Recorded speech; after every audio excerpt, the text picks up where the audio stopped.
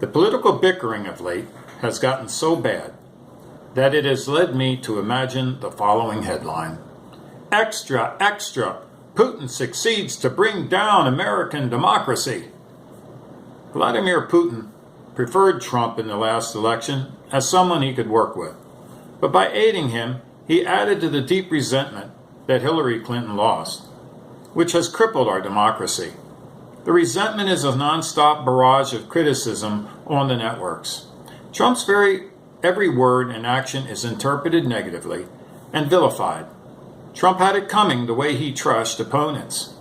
The Republicans had it coming the way they treated Obama and obstructed government for 8 years. There is so much more liberal than conservative media, so the amount and volume of criticism is so much greater. Trump, being the narcissistic person he is, does not respond well to this criticism. He lashes out like an animal in a corner, bringing out his worst to only reinforce the accusations. Trump's critics are right on many points, but they are also playing into Putin's intent: weaken our ability to govern until we collapse. Trump's comments on Charlottesville are emblematic of the problem. Had Trump's words been said by Obama, the reaction would have probably been far different. It would have been Obama's nature to criticize firmly but cautiously.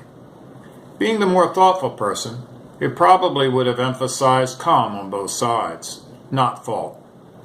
Because of Obama's reputation as a conciliator, the media would have interpreted the words as his finest. Trump is no orator, so instead, and because of his reputation, his words were interpreted at his worst. 2/3 of Republicans were okay with these words. The opposite was true for Democrats for the same words. All those millions of Republicans aren't Nazi sympathizers. They just heard the words differently. So the words spoken are not the issue. It's how they are heard. Just as the statues represent two different things to left and right, immigration restrictions can be heard as a way to shield us from terror or as a ban on Muslims. The wall can be heard as a way to force fair and controlled immigration or a ban on Mexicans. Embracing Putin can be heard as a way to engage his help to solve Syria and Korea, or a collusion to make money or destroy Democrats.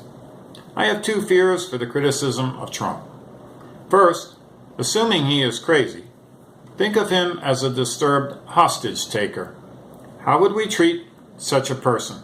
Skilled negotiators would try to calm and reassure him. The last thing they would do is vilify him. Second, think of yourself when you have been down on yourself, if not when others have been down on you. Does it not shut down your ability to think, to create, and love, and lead?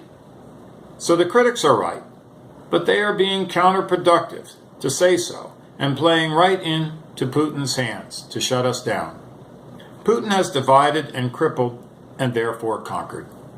If the purpose of the critics is to make Trump implode, what are the consequences?